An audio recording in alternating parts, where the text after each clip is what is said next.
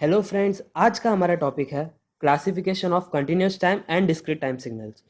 तो बेसिकली हमें एक फंक्शन दिया होगा y of t equals something, एक फंक्शन दिया होगा और पूछा होगा whether it is time variant invariant या लीनियर नॉन लीनियर या कॉजल नॉन कॉजल, फोर्थ है स्टैटिक या डायनामिक, एंड लास्ट जो है स्टेबल और अनस्टेबल। तो ये 5 टाइप है और ये 5 क्वेश्चन पूछे जाते हैं। तो एक क्वेश्चन जो आता है वो 2 मार्क को आता है। तो टोटल कितने हो गए? टोटल 10 मार्क के क्वेश्चन आएंगे और ये श्योर है, आप इसे स्टार मार्क कर लीजिए कि ये पढ़ना ही है।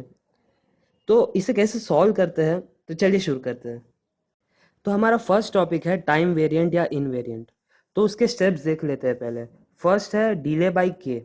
अब किसको डिले करना है? जो एक्स ऑफ टी फंक्शन है उसको डिले करना है।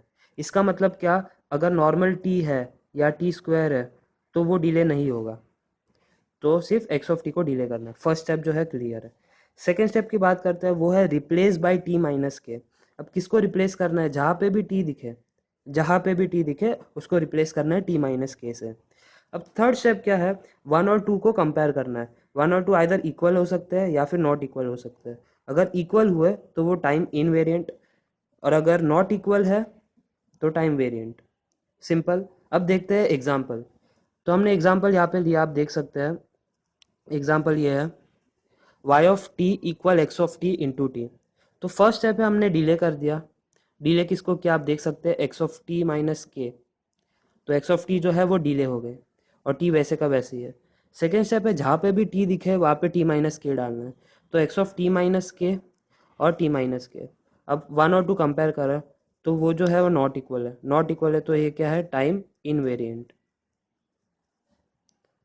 तो और एक एग्जांपल देखते हैं। अब हमने यहाँ पे जो है वो 2 एग्जांपल लिए हैं।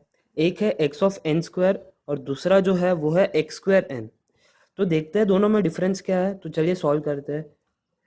यहाँ पे फर्स्ट स्टेप क्या है? डिले करना है। तो मैंने डिले कर दिया के से, ठीक है। अब सेकेंड स्टेप क्या है? यहाँ पे रिप्लेस करना है। एन माइनस के दी होल स्क्वायर होगा। दोनों इक्वल है क्या? तो नहीं है, 1 इज नॉट इक्वल टू 2। अगर इक्वल नहीं है तो क्या कंडीशन है? कि वो टाइम वेरिएंट है।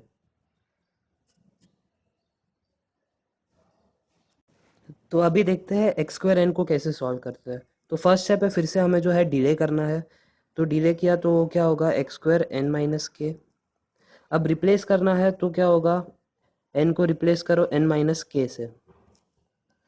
अब जो है 1 और 2 इक्वल है। 1 और 2 इक्वल है तो वो क्या हो गए? Time invariant. तो आप देख सकते हैं दोनों में जो है वो डिफरेंस है।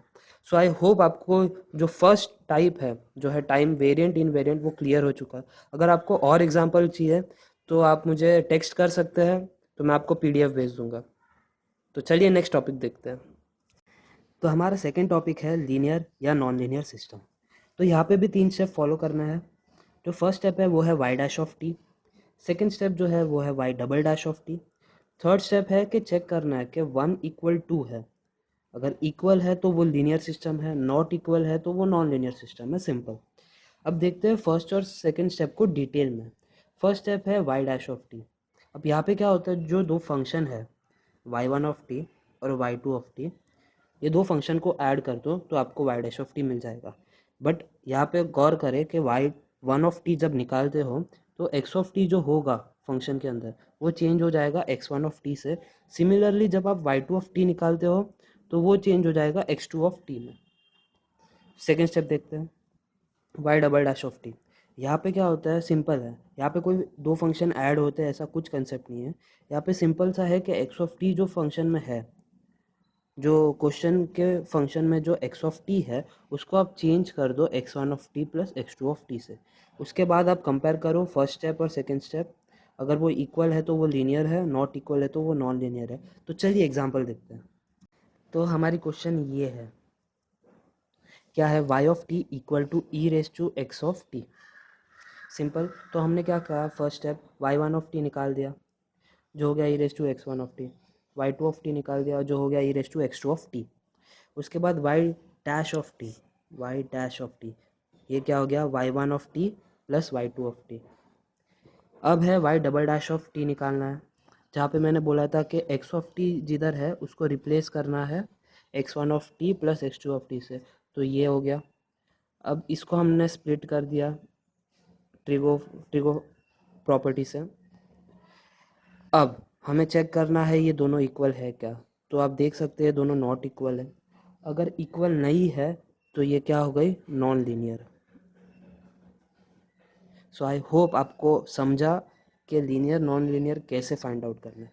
तो चलिए नेक्स्ट टॉपिक देखते हैं। तो हमारी थर्ड टॉपिक है वो है कॉजल या नॉन कॉजल सिस्टम। तो अगर सिस्टम कॉजल है तो वो डिपेंड होनी चाहिए प्रेजेंट एंड पास्ट पे। तो एग्जांपल हम देख सकते हैं यहाँ पे। एग्जांपल क्या है, x of T plus x of T minus one. Suppose मैंने टी को लिया ज़ीरो, तो वैल्यू क्या आएगी, x of zero plus x of minus one. मतलब क्या, ये प्रेजेंट पे डिपेंड कर रहा है और पास्ट पे। सिमिलरली टी को वन डालो तो यहाँ पे आएगा वन प्रेजेंट जो हो गई, और यहाँ पे आएगा ज़ीरो जो पास्ट वैल्यू है। तो वो होती है causal system. Non causal system की बात करें तो प्रेजेंट एंड फ्यूचर होता है। यहाँ पे आपने टी इक्वल टू ज़ीरो डालो तो वो प्रेजेंट होगा, और फिर यहाँ पे क्या होगा, एक्स ऑफ वन जो होगा फ्यूचर। सिंपल, समझ में आ रहा है। अगर आपको एक डाउट आया कि अगर वो प्रेजेंट भी है प्लस पास्ट भी है प्लस फ्यूचर भी है, अगर ऐसी कंडीशन आई तो भी वो कॉजल होती है।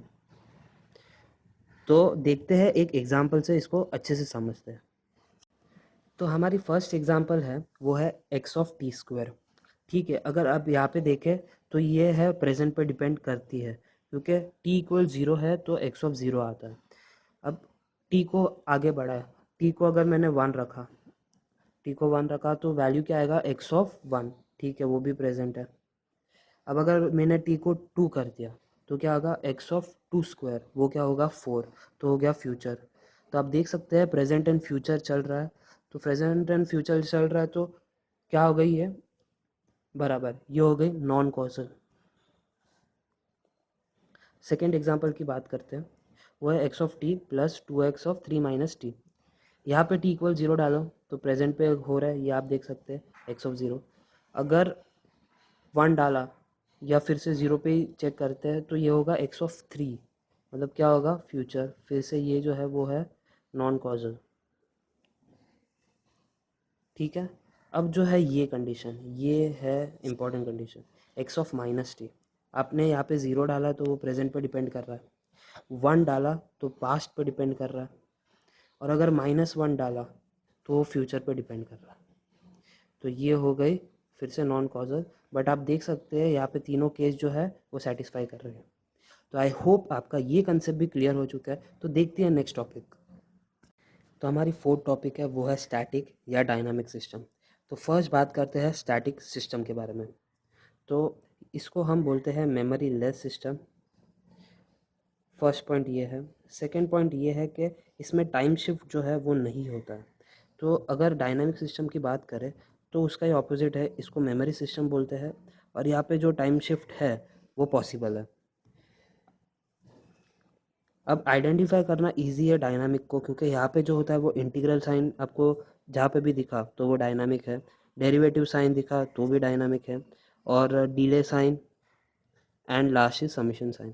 ये अगर चार आपको टर्म्स दिखे तो सिंपल सा डायनामिक सिस्टम है। अगर मैं स्टैटिक सिस्टम की बात करूँ तो उसका एग्जांपल आप ले सकते हैं एन एक्स ऑफ टी, क्योंकि यहाँ पे कोई डिले है नहीं, ना यहाँ पे इंटीग्रल साइन है, ना ही डेरिवेटिव, ना ही समेशन। तो आई होप कि आपको स्टैटिक और डायनामिक सिस्टम समझा। तो आप नेक्स्ट टॉपिक के बारे में बात करते हैं। तो हमारी जो लास्ट टॉपिक है वो है fifth topic, and that is stable या अनस्टेबल सिस्टम। स्टेबल सिस्टम वो है जहाँ पे हमें एक फाइनाइट वैल्यू मिलेगी। जैसे हमें कॉस का फंक्शन हो गया, जैसे साइन का फंक्शन हो गया, तो यहाँ पे एक फाइनाइट वैल्यू है, जैसे माइनस वन और ये माइनस वन टू वन, यही है पिक टू पिक वैल्यू जो है फाइनाइट वैल्यू। अगर अनस्टेबल सिस्टम की बात करें तो यहाँ पे इनफाइनाइट वैल्यू हो जाती है। जैसे अगर रैम सिग्नल लिया, रैम सिग्नल, तो हमें पता नहीं है कि इसका एंड पॉइंट कहाँ पे है, तो वो इन्फिनिटी पे है। तो ये हो गई unstable system. So I hope आपको ये समझा, ये सिंपल सा कंसेप्ट है इसका। तो फ्रेंड्स, अगर आपको मेरी वीडियो पसंद आ रही हो then do like this video, share with your friends and subscribe to my YouTube channel. तो मिलते हैं अगली वीडियो में. Till then, take care. This is Shrenik Jain. Peace out.